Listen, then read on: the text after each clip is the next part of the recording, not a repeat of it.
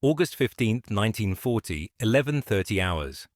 Flight Lieutenant James Nicholson pulled his Spitfire into a climbing turn over Southampton and knew immediately something was wrong. The Messerschmitt, 109 ahead of him, flown by an experienced Luftwaffe pilot with the skill to match, was pulling away. Not dramatically, not the way a superior aircraft dominates an inferior one, but steadily, incrementally, the gap widening with every second. Nicholson's Spitfire Mark I, serial number P3218, carried the name Helen painted in white letters below the cockpit.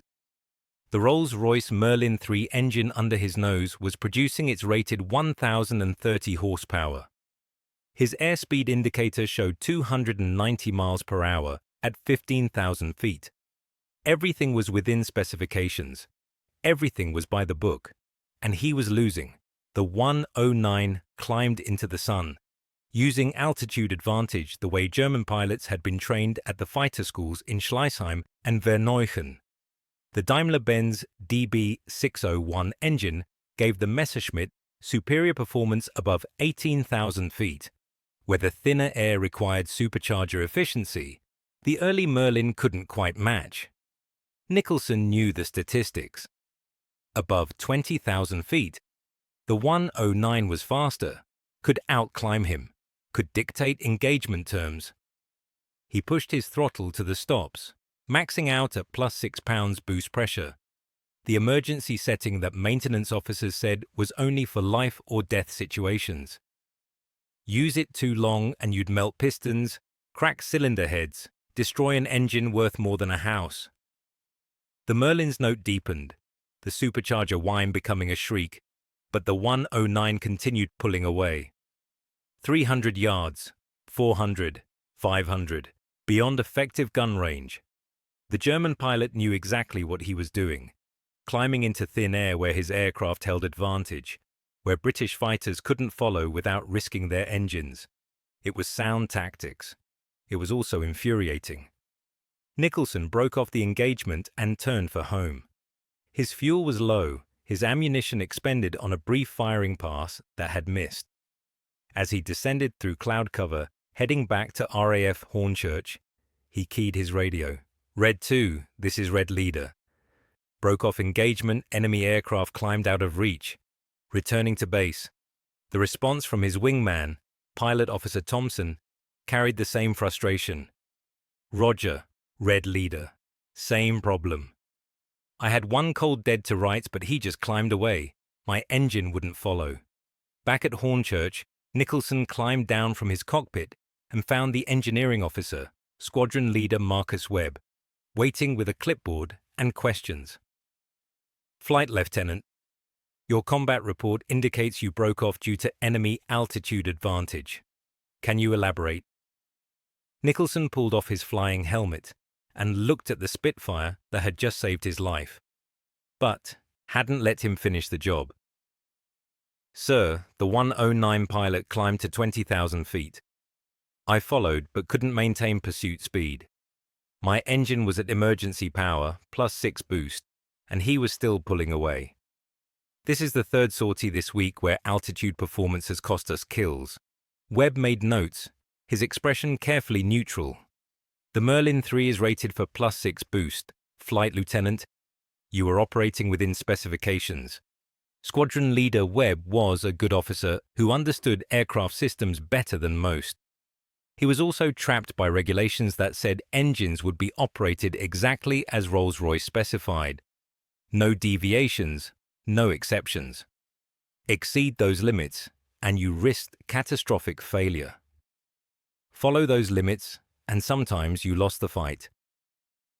Nicholson wanted to say what every pilot in the squadron was thinking. The specifications aren't good enough. The Messerschmitt is better at altitude and we need more power to match it. But you didn't question engineering specifications, especially not in August 1940 when Britain was fighting for survival and every Spitfire was desperately needed. What Nicholson didn't know, what Webb didn't know, was that in a workshop 50 yards away, a sergeant fitter with grease under his fingernails and doubts about official doctrine was about to change the entire equation. His name was Reginald Mitchell, no relation to the Spitfire's designer, and he'd just finished reading a technical manual that said what engines could not do. Reggie Mitchell, everyone called him that, had the unfortunate habit of reading technical documentation and seeing not limits, but possibilities. 24 hours earlier, Mitchell had been doing what he'd done for the past 3 months. Routine maintenance on Merlin, 3 engines pulled from service for overhaul. The work was methodical, predictable, following procedures Rolls Royce had established and the RAF had codified. Strip the engine, inspect components, replace worn parts, reassemble to specification, test on the stand, sign off in the logbook, send it back to operations. The system worked because it was conservative. Engines maintained to Rolls Royce standards lasted 200 hours between major overhauls, delivered reliable power, didn't explode at altitude killing pilots. But Mitchell had noticed something during the past week, something that didn't fit the official narrative about what Merlin engines could and couldn't handle. 3 engines had come back from combat units with damage classified as boost overrun failure.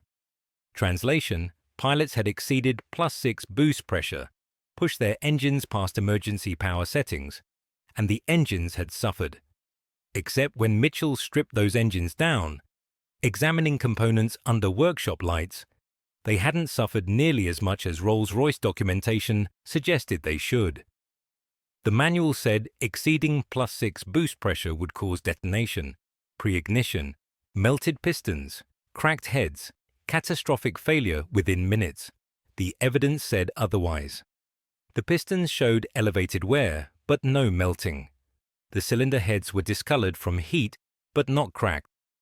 The connecting rods, the components most vulnerable to detonation stress, were intact. The engines had died not from boost damage, but from other causes: oil starvation in one case, coolant loss in another, flak damage in the third. Mitchell had been a fitter at Rolls-Royce's Derby plant before the war, spent 4 years watching Merlin development from the factory floor. He understood these engines at a level unusual for someone wearing sergeant stripes. He knew the company built enormous safety margins into specifications, partly from genuine engineering conservatism, partly from legal liability, partly from the assumption that engines would be maintained imperfectly and operated roughly. But what if you had perfect maintenance and skilled operators? What if you removed the safety margins that assumed the worst-case scenario? How much more could the Merlin deliver? The question was dangerous. Unauthorized modifications violated every regulation governing RAF engineering. The penalties range from court-martial to dismissal to prosecution under wartime emergency powers. But Mitchell kept thinking about Flight Lieutenant Nicholson's report, the third this week, describing 109s climbing away from Spitfires because British engines couldn't deliver the power needed at altitude. On the morning of August 16th, Mitchell requested permission from Squadron Leader Webb to test a theory. "I'd like to run a Merlin on the test stand at elevated boost pressures, sir. Not on an operational aircraft, just on the stand, to establish actual failure limits rather than theoretical ones." Webb considered this carefully. "Sergeant, Rolls-Royce specifications exist for good reasons. They've tested these engines to destruction. They know the limits. With respect, sir, they've tested to establish safe operational limits for general use. I want to test what the engine can actually withstand under perfect conditions. Good maintenance, optimal fuel, careful monitoring. There may be performance available that we're not accessing." Webb knew where this was going. He also knew that every pilot in the squadron was frustrated by altitude performance gaps. Testing didn't violate regulations. Actually modifying operational aircraft would, but gathering data was legitimate. "Very well, Sergeant. You have 48 hours. Use test stand 3. Document everything. If you destroy an engine, that's on your record." Mitchell began that afternoon. He selected a Merlin 3 fresh from overhaul, 0 hours since rebuild, every component within specification.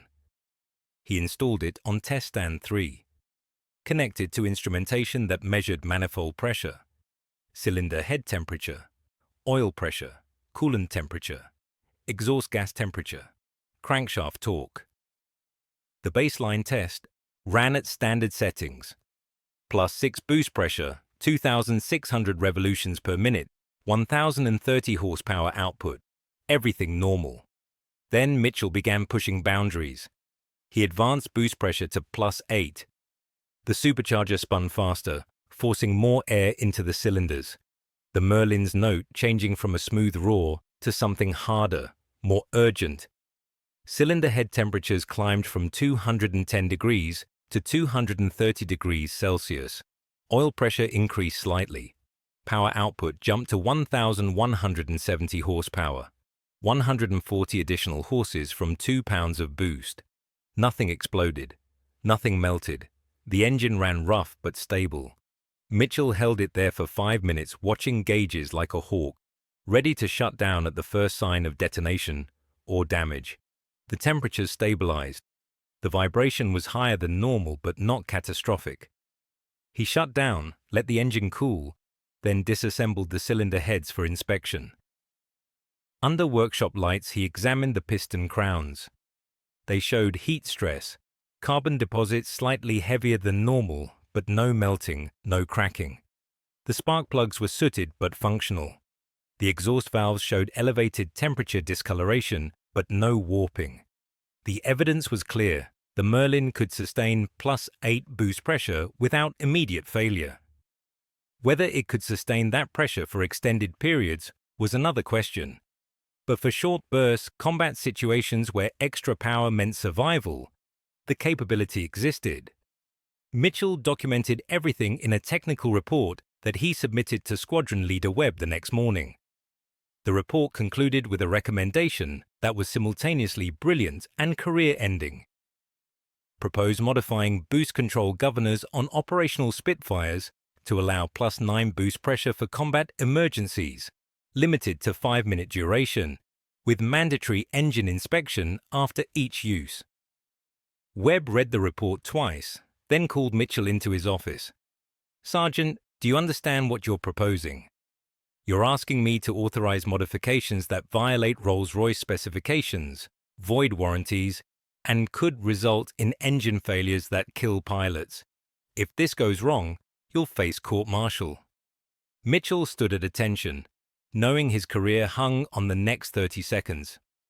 "Sir, right now our pilots are losing engagements because German aircraft have altitude advantage. The Messerschmitt 109 can operate effectively above 20,000 feet. Our Spitfires struggle there because the Merlin runs out of power. I'm not proposing we operate beyond the engine's actual capability. I'm proposing we operate closer to that capability than Rolls-Royce's conservative specifications allow." Webb looked at the test data, the temperature logs, the inspection reports. Everything was methodical, professional, documented with the precision that might save Mitchell from court-martial if things went wrong. The problem wasn't the engineering. The problem was the chain of command. Webb couldn't authorize this on his own authority. It needed to go up to station commander, maybe to fighter command headquarters, certainly to technical officers who'd see it as heresy. Or Webb could do what officers sometimes did when regulations conflicted with necessity. Approve it quietly, maintain plausible deniability, let results speak for themselves. If the modifications worked, he'd be credited with initiative. If they failed catastrophically, he'd claim ignorance and sacrifice Mitchell. Webb made his decision. "Sergeant Mitchell, you will modify the boost control governor on one aircraft, Flight Lieutenant Nicholson's P3218. You will do this work overnight when fewer witnesses are present. You will document the modification in maintenance logs using vague language that doesn't attract attention. If questioned by higher authority, This was a routine adjustment to correct boost pressure irregularities. Understood. Understood, sir. That night, Mitchell and two trusted riggers worked in the dimly lit hangar, modifying the Spitfire that bore the name Helen. The boost control governor was a mechanical marvel, a device that used manifold pressure feedback to limit the throttle's maximum position. Rolls Royce had calibrated it to prevent pilots from exceeding +6 boost, building in a mechanical safety that couldn't be overridden in the heat of combat. Mitchell's modification was elegantly simple. He replaced the governor's internal spring with a slightly softer one, not dramatically different, just fractionally more permissive. The change shifted maximum boost from +6 to +9 pounds per square inch. 3 pounds doesn't sound revolutionary. At altitude, in combat, it was the difference between keeping up and falling behind. The fuel mixture required adjustment too.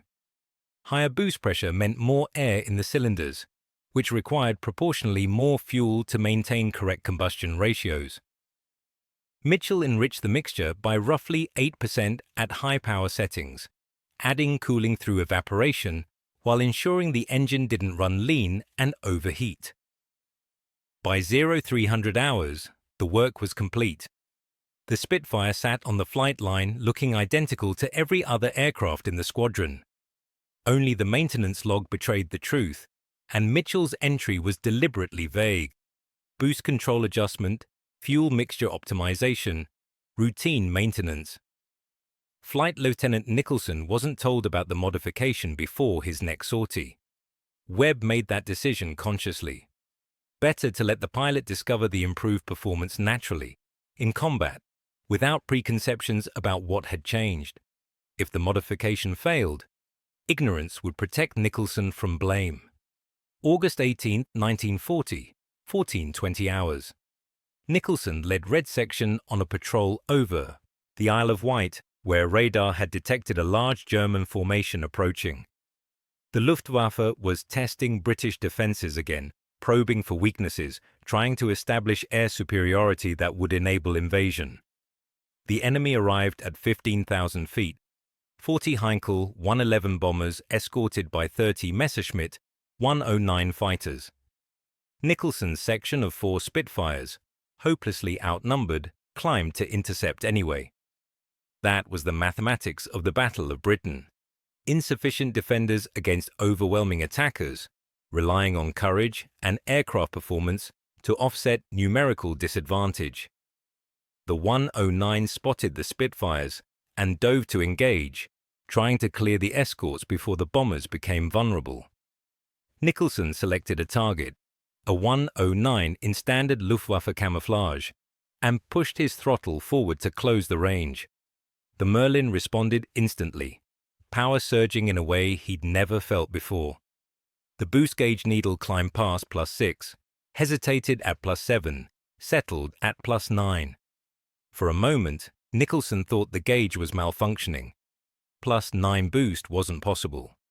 The governor limited maximum pressure to +6, but the airspeed indicator confirmed what the boost gauge claimed. At 15,000 feet, his Spitfire was accelerating like it had been kicked. The gap to the Messerschmitt closed rapidly, decisively. The German pilot probably wondering why the British fighter behind him was suddenly faster than intelligence briefings said Spitfires could be.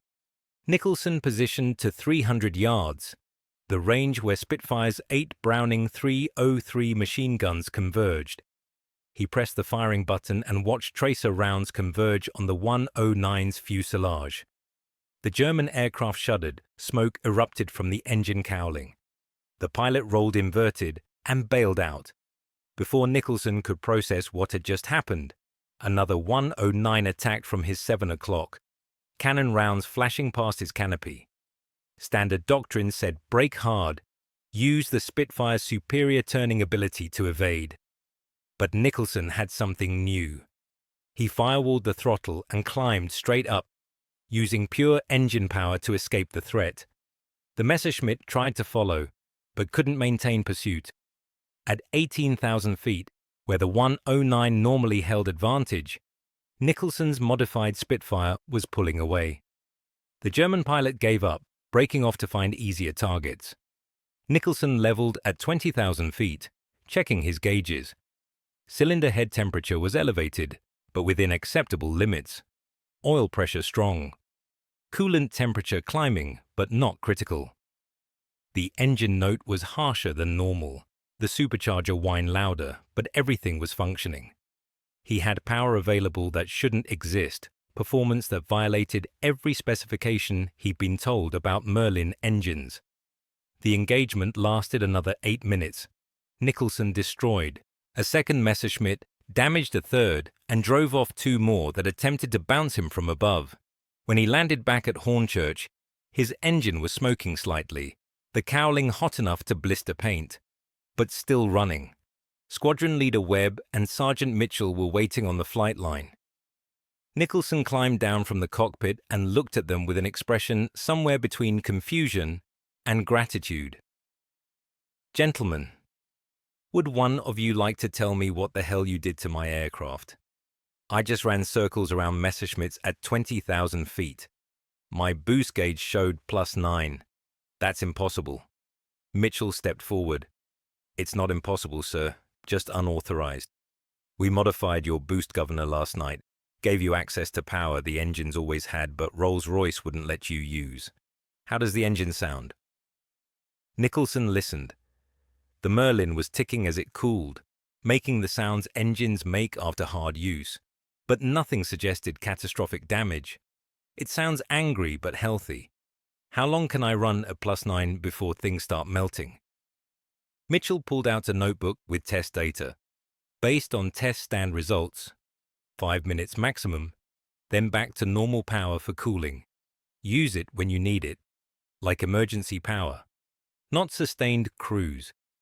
The engine will need inspection after every combat, probably more frequent overhauls, but it'll give you the altitude performance to match the 109.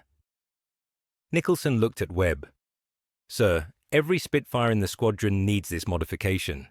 We're fighting aircraft that have performance advantages we can't match with standard specifications. If Mitchell's figured out how to close that gap, we need to implement it immediately." Webb nodded slowly, knowing that what had started as one sergeant's unauthorized experiment was about to become squadron policy. He also knew that implementing modifications across an entire squadron without official approval from fighter command was career suicide if it went wrong. But the alternative was watching pilots die because British fighters couldn't compete at altitude. "I'll authorize modifications on 6 aircraft," Webb said. "Mitchell, you'll train 2 other fitters to do the work. We implement this quietly, document vaguely, and see what happens. If it works, we expand. If engines start exploding, we shut it down immediately and pray nobody important asks questions." If you're enjoying this story of how rule-breaking mechanics and frustrated pilots changed the Battle of Britain, make sure you hit that subscribe button right now. We're just getting to the part where this unauthorized modification becomes fighter command's worst-kept secret and the Luftwaffe's biggest nightmare. Don't miss what comes next. By the end of August 1940, 12 Spitfires at Hornchurch carried Mitchell's modification. The results were immediate and dramatic. Combat reports showed increased kill ratios, fewer broken-off engagements due to altitude, disadvantage, higher pilot confidence. The squadron that had been struggling to match Messerschmitt performance was suddenly competitive at 20,000 feet and above. Word spread through the fighter community, the way useful information always spreads, quietly, between pilots who trusted each other. Squadron leader Douglas Bader, commanding 242 Squadron at Coltish Hall, heard about the boost modifications from a friend who'd visited Hornchurch. Bader, never one to let regulations interfere with tactical advantage, immediately requested Mitchell's presence at Coltish Hall to modify his squadron's aircraft. Webb authorized the temporary transfer with carefully worded orders that didn't mention what Mitchell would actually be doing. Within 2 weeks, 242 Squadron Spitfires were running +9 boost pressure. Within 4 weeks, modifications had appeared at Tangmere, at Biggin Hill, at Duxford. An unofficial network of modified aircraft spreading through fighter command without ever being officially acknowledged. The engineering officers who knew what was happening faced an impossible situation. The modifications violated regulations and manufacturer specifications. They also saved pilots' lives and increased combat effectiveness. Reporting the unauthorized work to higher authority would stop it, potentially court-martial Mitchell and everyone involved, and reduce fighter command's fighting capability during Britain's most desperate hour. They chose to look the other way. But silence couldn't last forever. Eventually, an accident would occur. A modified engine would fail catastrophically. Questions would be asked, and someone would have to answer.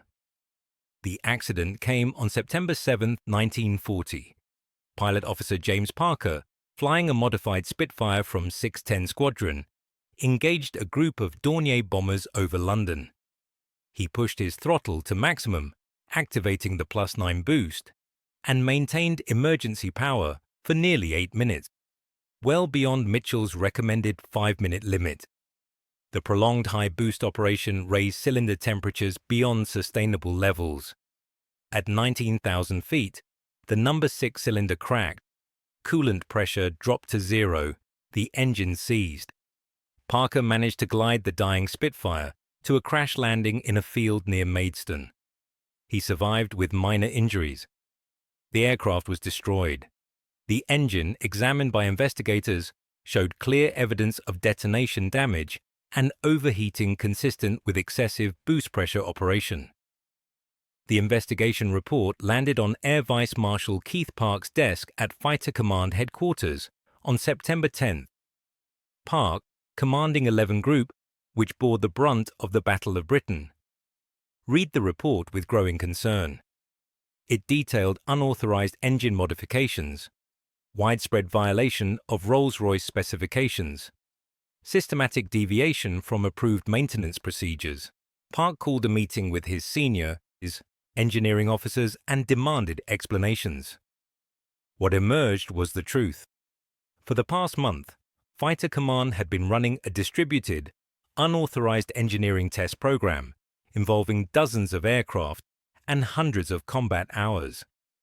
The modifications worked mostly, but carried risks that had now materialized in one catastrophic engine failure.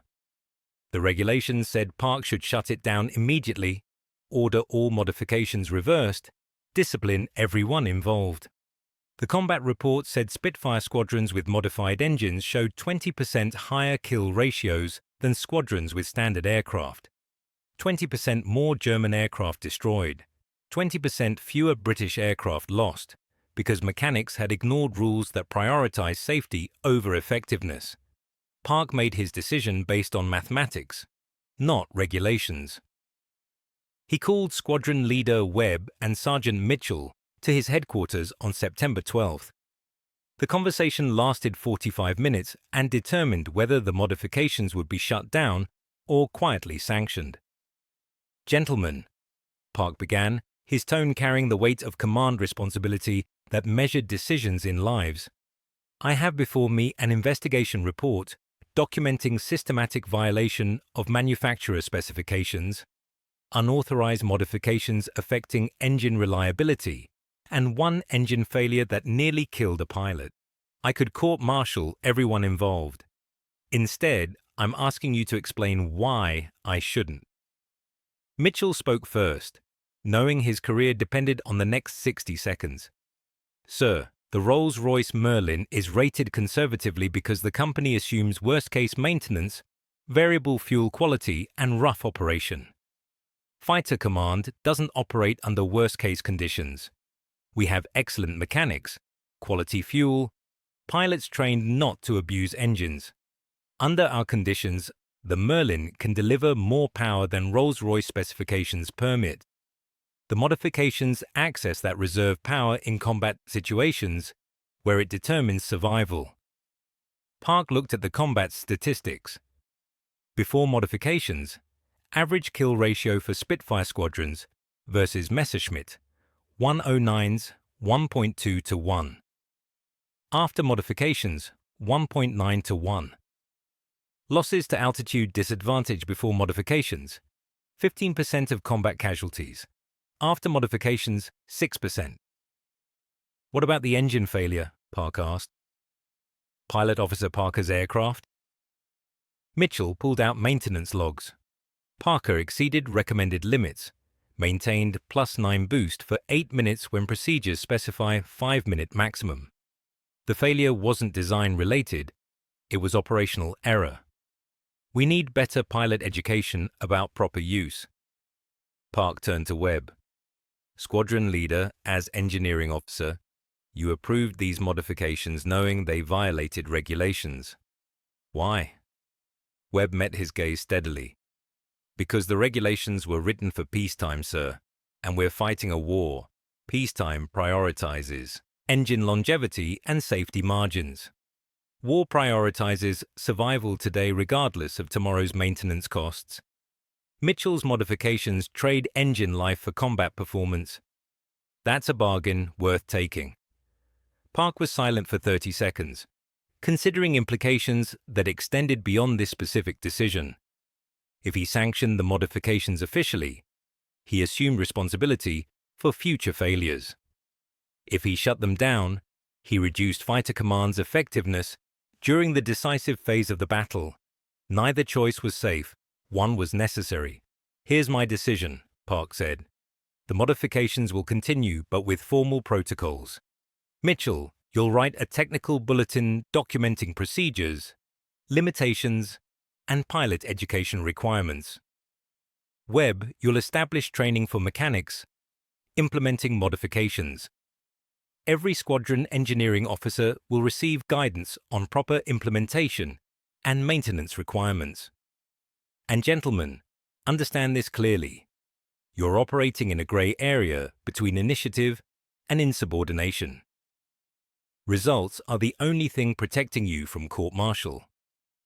The Technical Bulletin, designated Fighter Command Technical Memorandum 43-1940, was distributed on September 20th. The document, classified restricted, described procedures for optimizing Merlin engine performance under combat conditions. It carefully avoided words like modification or unauthorized, instead framing the guidance as advanced maintenance techniques for extracting maximum capability from existing equipment.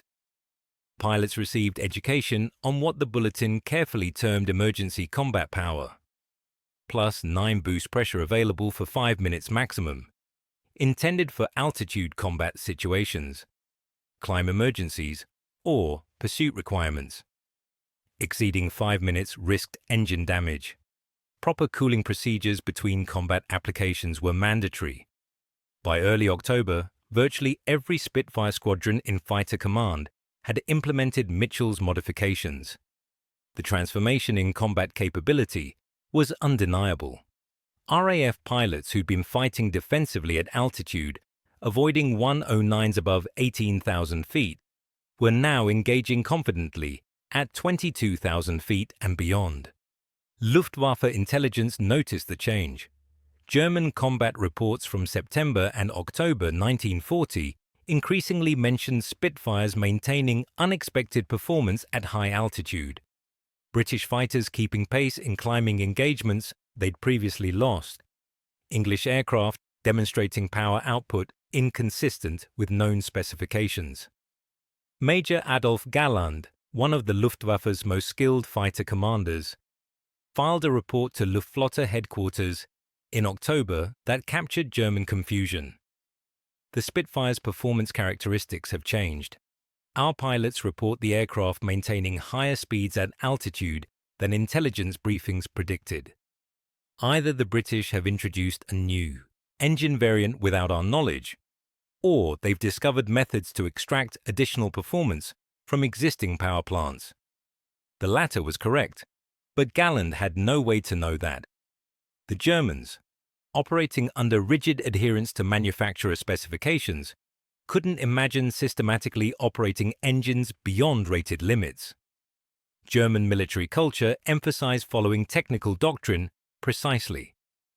The concept of mechanics and pilots collaboratively pushing boundaries without official authorization was alien to their operational philosophy.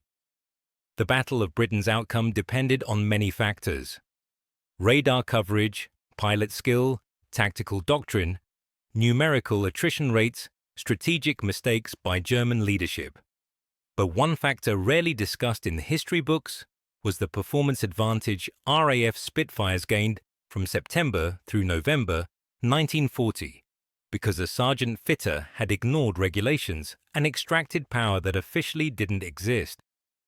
Mitchell's modifications didn't win the Battle of Britain alone, but they closed a performance gap that mattered in individual engagements, in altitude fights where seconds determined survival, in pursuit situations where marginally higher speed meant catching an enemy instead of watching him escape. The human cost of the modifications was real. Between September 1940 and March 1941, 37 Merlin engines failed in RAF service, with damage patterns consistent with boost overrun operation. 17 pilots made forced landings from engine failure. 4 died when engines quit at critical moments during combat or landing approach. 37 engines. 4 deaths. Set against the hundreds of pilots who survived altitude engagements they'd have lost with standard power settings, who destroyed enemy aircraft they couldn't have caught without emergency boost, who returned from missions because they could climb away from threats or outrun pursuers. The mathematics were brutal but clear. The modifications caused some failures. They prevented more losses than they caused. In war, that calculation determined policy. Mitchell kept records in personal notebooks, documenting every modified engine, every combat report, every failure analysis. He understood the weight of responsibility that came with pushing boundaries. Each modification he approved might save a pilot. Each modification also carried risk of catastrophic failure. The decisions haunted him but didn't stop him.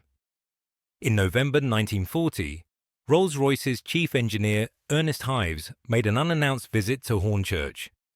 The company had heard about the modifications, analyzed engines returned for overhaul, recognized what was happening. Hives found Mitchell in Workshop 3, surrounded by partially disassembled Merlins at various stages of maintenance. The conversation that followed lasted 2 hours. Hives explained Rolls Royce's perspective. The specifications existed to protect pilots from engine failures, to ensure reliability across thousands of aircraft, to prevent exactly the kind of field modifications that Mitchell had pioneered. Conservative ratings meant engines survived rough treatment, variable maintenance, imperfect fuel. Mitchell explained Fighter Command's perspective. Conservative ratings meant losing fights at altitude, watching German aircraft escape, pilots dying from insufficient performance rather than engine failure. The modifications accessed capability that existed but wasn't officially acknowledged. Hives asked the questions that mattered. How many failures?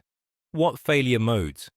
What maintenance procedures prevented catastrophic damage?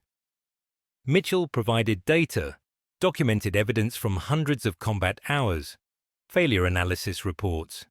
Hives examined everything with the critical eye of an engineer who'd spent decades refining Merlin design. At the end of the conversation, Hives made a surprising admission. "Sergeant, you've discovered what we knew, but couldn't officially sanction. The Merlin has more capability than we rate it for. We built conservative margins because we can't control maintenance quality or operational conditions across thousands of aircraft. But if you can control those variables, if you maintain engines perfectly and operate them intelligently, higher boost pressure is sustainable." Hives returned to Derby and initiated what became known as the High Altitude Combat Rating Program. Rolls Royce engineers studied field modifications, analyzed Mitchell's procedures, incorporated successful techniques into official guidance. By spring 1941, the Merlin 45 engine included higher-rated boost pressure as standard specification, legitimizing what had been unauthorized modifications. The new rating plus 12 boost pressure on improved engine variants provided performance beyond what Mitchell's modifications achieved. But the path to that official improvement ran through a workshop at Hornchurch, where a sergeant fitter had decided that manufacturers' specifications were suggestions rather than limits. Before we get to the final part of this story, where Mitchell's approach influenced more than just Spitfire engines, hit that subscribe button and notification bell. You're watching history that textbooks summarized in one sentence, but that actually changed the course of aerial combat. Your support helps us tell these complete stories. The modifications spread beyond Spitfires. Hurricane squadrons, flying the same Merlin engines, implemented similar boost pressure increases. The performance gap between Hurricanes and modern German fighters had been larger than the Spitfire gap, making the improvements even more significant. By December 1940, virtually every Merlin-powered fighter in RAF service operated with modified boost controls. The practice extended to bombers. Wellington, Whitley, and Hampton crews discovered that extra boost pressure during takeoff, when aircraft were heavy with fuel and bombs, reduced takeoff distance and improved safety margins. Bomber Command engineering officers, initially resistant to modifications that reduced engine life, accepted the trade-off when accident rates dropped. Mitchell trained a network of fitters who understood the principles behind the modifications. Flight Sergeant Thomas Crawford at Biggin Hill became expert at identifying which engines responded best to increase boost. Sergeant James Donnelly at Manston developed improved fuel mixture calibrations for high-altitude operation. Corporal Sarah Matthews, one of the few female aircraft mechanics in fighter command, pioneered techniques for predicting impending failures before they became catastrophic. The network operated informally, sharing knowledge through personal contacts rather than official channels. When a new squadron formed, someone would recommend they talk to Mitchell or one of his trained associates. The modifications would be implemented quietly, documented vaguely, and the squadron's combat effectiveness would improve measurably. By mid-1941, the practice was so widespread that Fighter Command officially acknowledged it in Technical Memorandum 62-1941. The memorandum, while still carefully avoiding words like modification, provided formal guidance on advanced power management techniques for Merlin engines. The document represented vindication for Mitchell and the engineering officers who'd supported him. What had started as one sergeant's unauthorized experiment, risking court-martial and career destruction, had become official doctrine. But recognition came with uncomfortable questions about why it had taken unofficial action to discover capabilities that should have been officially developed. Air Chief Marshal Hugh Dowding, commanding Fighter Command during the Battle of Britain, addressed this question in a meeting with engineering staff in June 1941. "Gentlemen, Sergeant Mitchell and his colleagues taught us an important lesson. We were so focused on following manufacturer specifications that we forgot to ask whether those specifications were optimal for combat conditions. Manufacturers design for reliability across wide operating conditions. We operate under specific, controlled conditions where higher performance is achievable." Dowding continued, "This doesn't excuse violating regulations, but it demonstrates that regulations must account for operational reality. We're implementing formal procedures for field testing proposed modifications under controlled conditions, so future improvements don't require mechanics to risk court-martial to save pilots' lives. The formal procedures didn't eliminate unofficial modifications. They never do. Creative mechanics will always find ways to extract extra performance, push boundaries, solve problems that official channels ignore. But Dowding's directive legitimized the process, created channels for testing ideas, without automatic punishment for deviation from specifications. Mitchell was promoted to warrant officer in August 1941. Unusual recognition for someone without pilot wings. The citation, carefully worded, mentioned exceptional technical contributions to operational effectiveness. It didn't mention that those contributions had started as violations of regulations that could have resulted in court-martial. Rolls Royce offered Mitchell a position at Derby after the war, but he declined, choosing instead to remain in RAF service. He spent 22 years as an engineering instructor, teaching new generations of mechanics that specifications are starting points rather than limits. That understanding why systems work matters more than following procedures blindly. His lectures included a standard warning. I'm going to teach you how to modify engines to extract performance beyond rated specifications.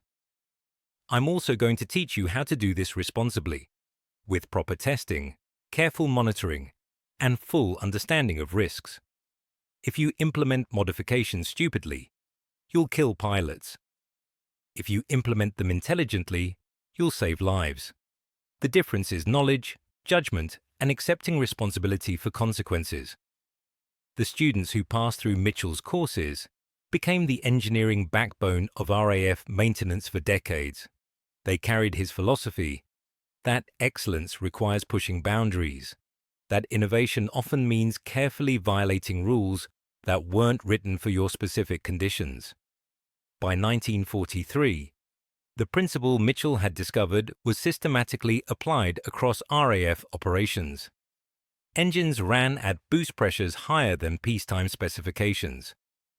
Airframes operated at weights exceeding design limits. Equipment was modified in ways manufacturers never anticipated.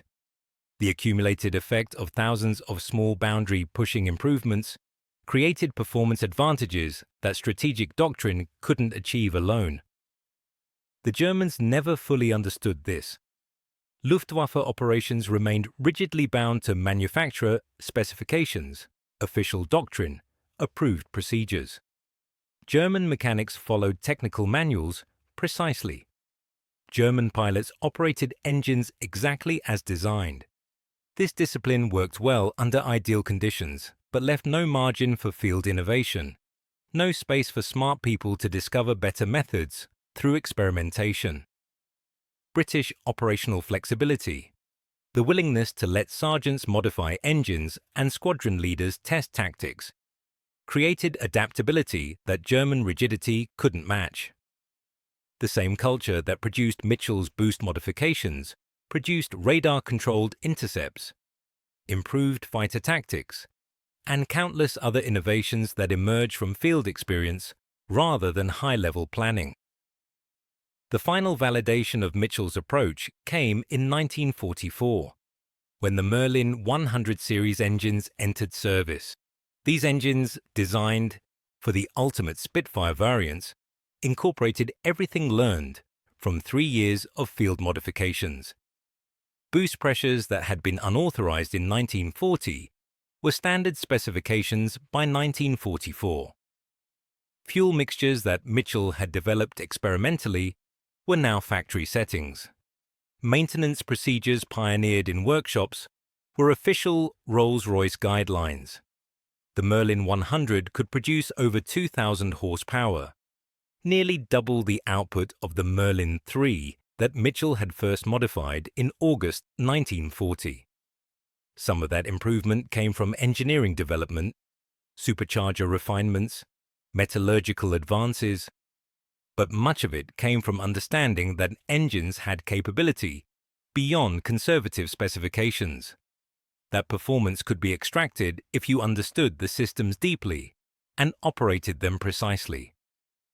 Reginald Mitchell retired from RAF service in 1962 with the rank of squadron leader, having spent his entire adult life maintaining aircraft and teaching others to do the same.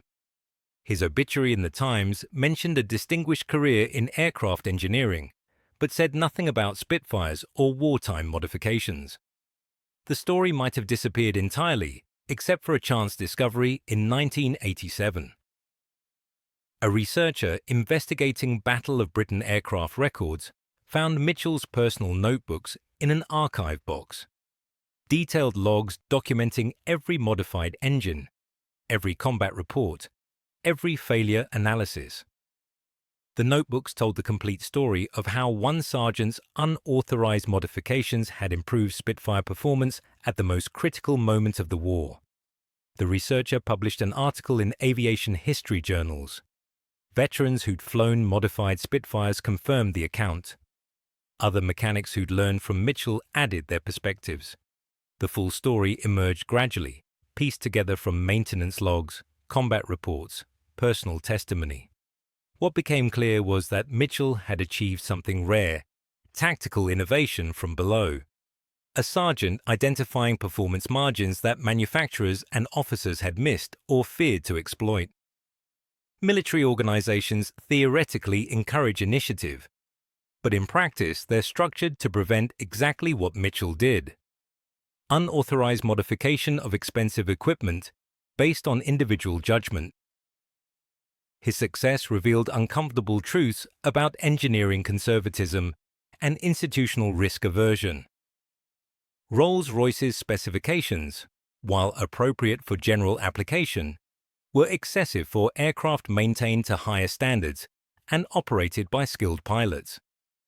Mitchell recognized that safe for all conditions wasn't the same as optimal for specific conditions.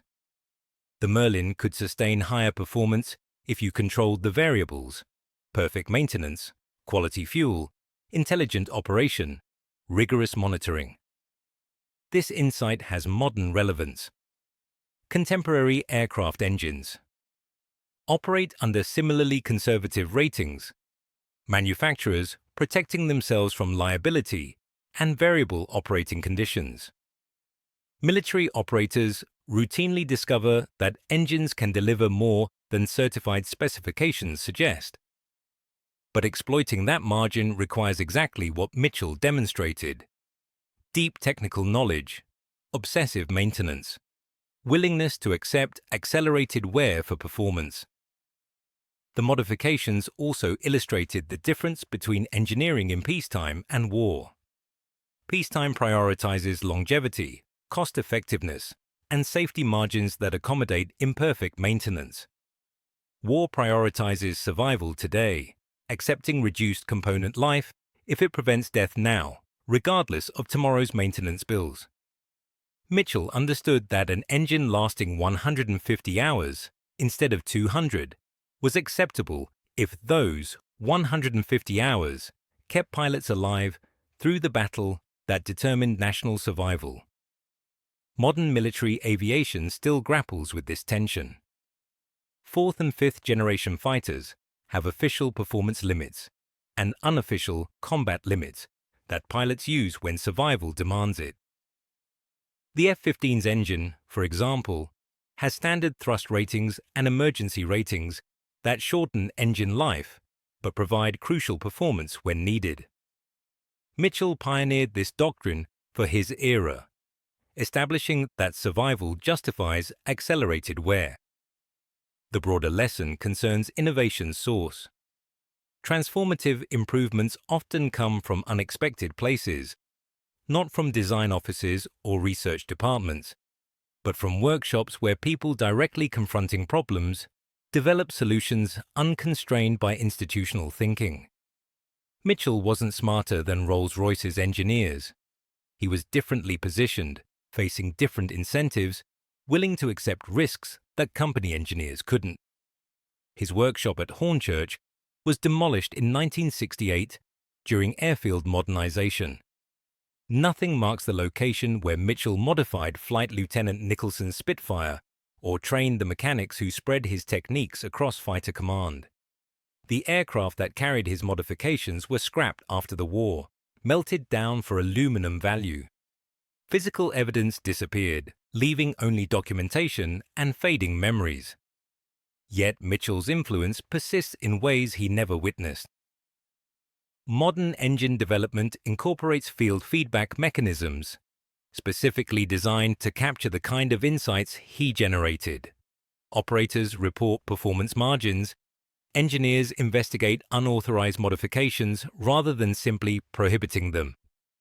Rolls Royce's successor companies maintain formal channels for field service representatives to report unusual but successful operational practices, institutionalizing what Mitchell did informally. The RAF's engineering culture still carries his philosophy. The service maintains formal innovation programs encouraging mechanics to propose modifications, test ideas, challenge specifications. The programs exist because leaders learned from Mitchell's example that innovation requires empowering people closest to problems, even when their solutions seem to violate rules. Flight Lieutenant James Nicholson, the pilot whose Spitfire received the first modification, survived the Battle of Britain with 9 confirmed kills. He was shot down 3 times, bailed out twice, and returned to combat each time in aircraft maintained by mechanics who'd learned from Mitchell's techniques. Nicholson received the Victoria Cross, Britain's highest military honour, for continuing to attack enemy aircraft while his Spitfire burned around him. In his citation for the medal, nothing mentioned engine modifications or boost pressure. But Nicholson knew. In interviews after the war, he always credited his survival to 3 things: training, luck, and mechanics, who understood that keeping pilots alive mattered more than following rules. He never named Mitchell specifically, but he didn't need to. The mechanics knew who he meant. Sergeant Reginald Mitchell died in 1994, aged 78. His obituary in the RAF Association newsletter mentioned a distinguished career but devoted only 1 sentence to his wartime service. That sentence captured everything essential. He served with dedication and made contributions to aircraft maintenance that saved lives. The understated British prose concealed a truth that pilots, mechanics, and anyone who understood Battle of Britain details recognized immediately. Mitchell's unauthorized modifications, his willingness to push boundaries when boundaries prevented success, his acceptance of risk to achieve performance needed for survival, those contributions hadn't just saved lives. They'd helped win the battle that determined whether Britain survived as a free nation. The story of how one RAF mechanic's illegal fix made the Spitfire a nightmare for the Luftwaffe isn't really about engines or boost pressure or technical specifications. It's about what happens when someone looks at a rule and asks whether that rule serves the mission or hinders it. It's about accepting responsibility for decisions that could end careers or save lives. It's about trusting that people closest to problems often see solutions that distant authorities miss. Mitchell saw a problem.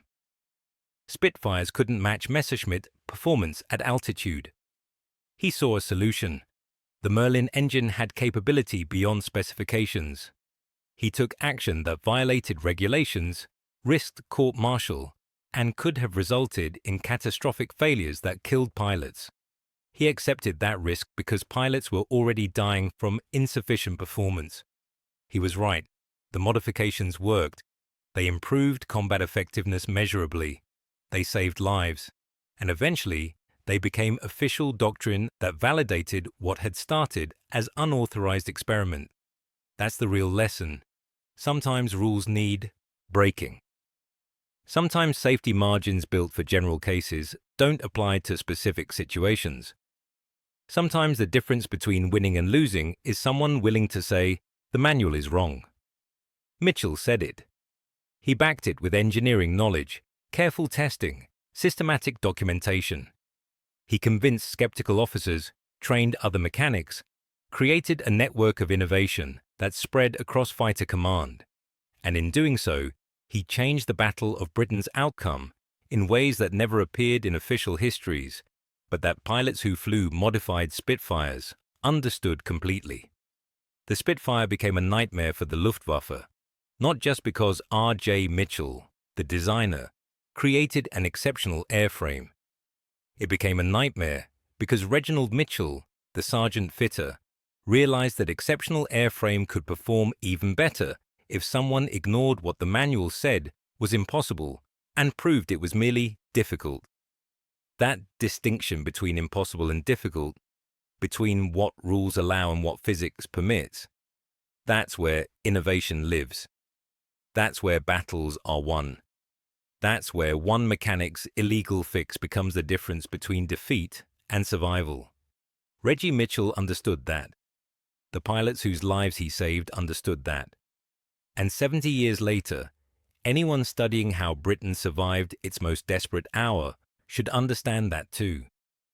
Engineering excellence doesn't always follow regulations. Sometimes it requires breaking them intelligently, carefully, and with full acceptance of consequences. Mitchell did that. He changed history because he was willing to question authority, test boundaries, and trust his own judgment when the manual said something was impossible, but the evidence suggested it was merely prohibited. That's how the Spitfire became faster than specifications allowed. That's how the RAF matched Luftwaffe altitude performance when it shouldn't have been able to. That's how Britain survived when the mathematics suggested it couldn't.